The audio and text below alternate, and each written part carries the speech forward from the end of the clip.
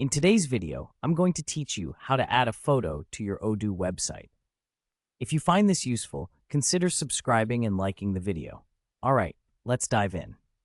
First, you want to make sure you're at the home page of your Odoo website. To do this, simply type your website's URL into your web browser. Once you hit enter, you should see your home page come up right in front of you.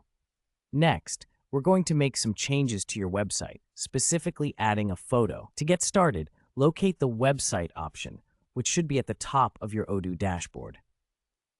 Click on it, and you will see an edit button in the top right corner of your screen. Go ahead and click on that. Now let's move on to editing the image. To change an existing image, all you need to do is double-click on the image you want to modify.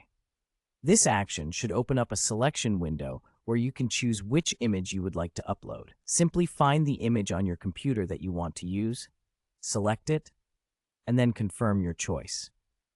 After selecting your new image, don't forget to save the changes you just made. Look for a Save button, usually found at the top or bottom of the page.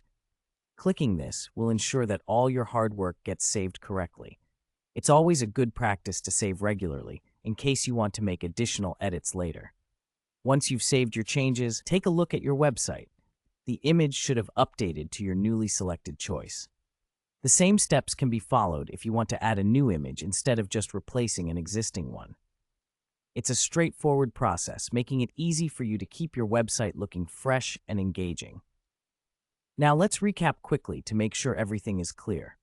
Start by navigating to your Odoo website's homepage.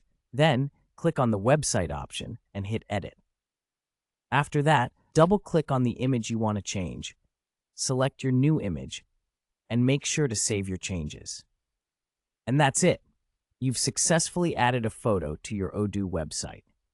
It's a simple process that allows for personalization and maintaining the aesthetic of your online presence.